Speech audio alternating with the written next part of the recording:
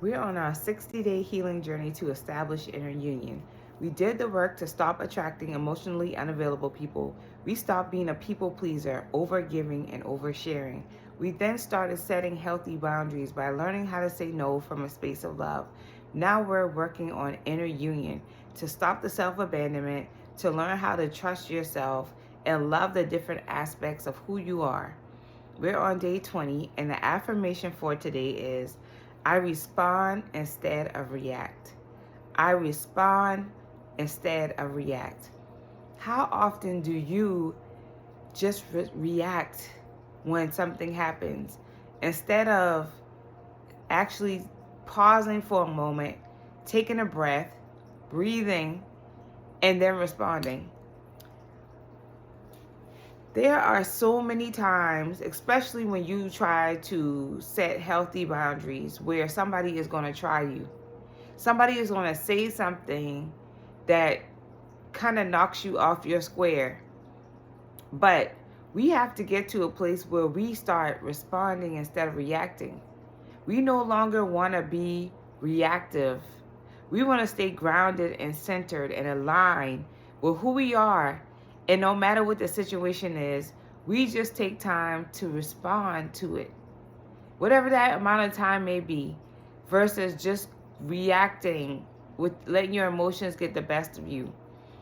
I know when I was on the healthy boundaries journey, I started being hyper aware of things that I had allowed into my life. Situations, people, etc., that I had allowed into my life and that no longer fit with me anymore. And when I started to create those healthy boundaries, I started to get a lot of pushback from people. I would hear little comments, little slick comments, passive aggressive statements or behavior, etc.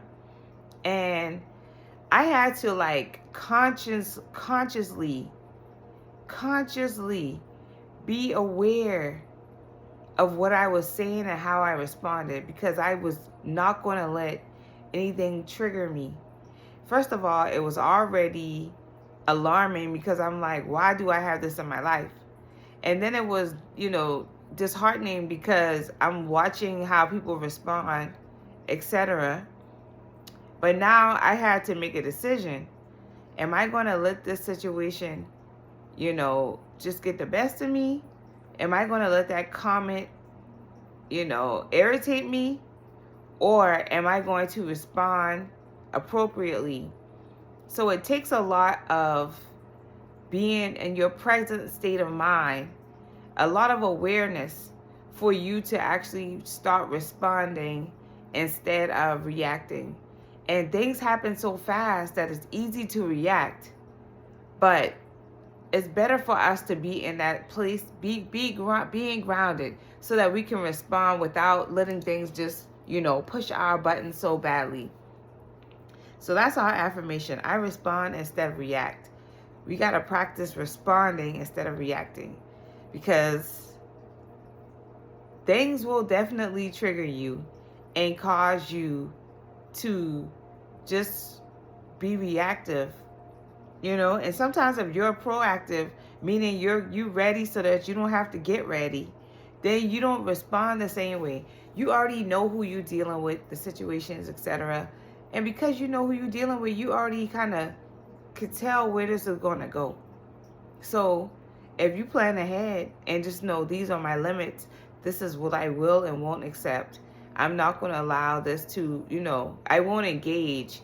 And then when you get into a conversation situation, you kind of already know what's going to happen. So now you don't have to be so reactive.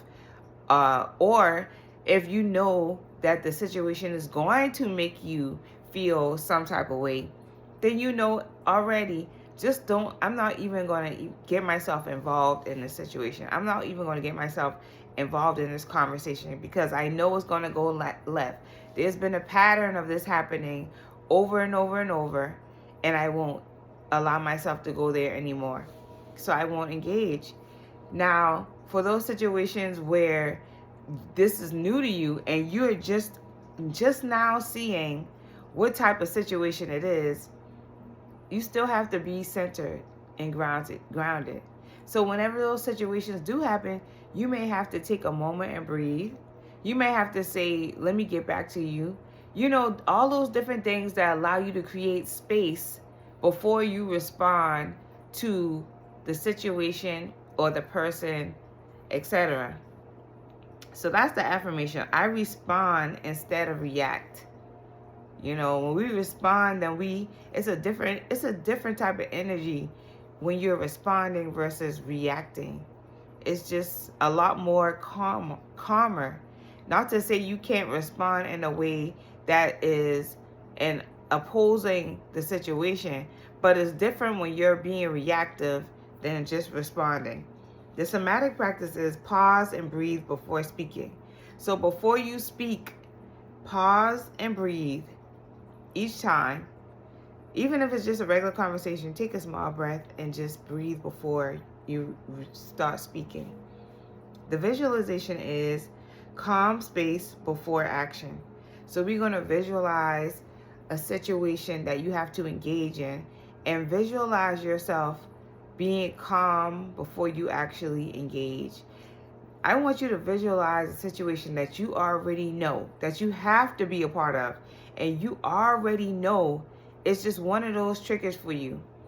I want you to visualize yourself in that situation, calmly, being calm before you respond. So visualize what that looks like, what that feels like, and when you get into that situation, it'll already be there where you can, because you already did it in your mind before. The journal prompt for today is what triggers reactivity. So knowing your triggers is important. What are things that trigger you? What are statements that people can make that trigger you? What are things that people do that trigger you? Like just some of your pet peeves that you just react immediately. What are some of those situations? It's better for you to know your triggers so that when things do happen, you're prepared. If you don't know your triggers, then people will just be pushing your buttons all the time. They'll know exactly what to say or do to get you, knocked off your square. So you got to know your triggers, because believe me, other people do. Other people watch, they study you, and they know what your triggers are. And this could even be your children knowing your triggers. So that's the journal prompt. The tiny boundary is pause once before responding. So that's the same as the somatic practice. We're going to pause before responding today. The holistic tip is quiet breathing. Take 15 minutes to sit with yourself and just quietly breathe. We can breathe in for 4 and out for 8. If you can hold that for 15 minutes or just sitting calmly with yourself for 15 minutes, it's like it unwinds you from a long day, from anxiety, from a long day at work, anything where you overexerted yourself. That allows you to come back to your center, allows you to come back to your peace. Doing breathing exercises daily is so good for you. It has such a positive impact on you. And what's 15 minutes? We spend time doing things that, last a lot longer than that. A lot of people stroll on their phones for hours. Take 15 minutes to bring your nervous system back to its, to become centered, to actually regulate your nervous system. And this might even help with different ailments that you have. So let's try practicing that today. 15 minutes of breathing. Just sitting with yourself, breathing. If you don't have a specific breathing pattern, just sit there and let yourself breathe. That's our holistic tip for today. I will see you tomorrow. Peace and love. Wow.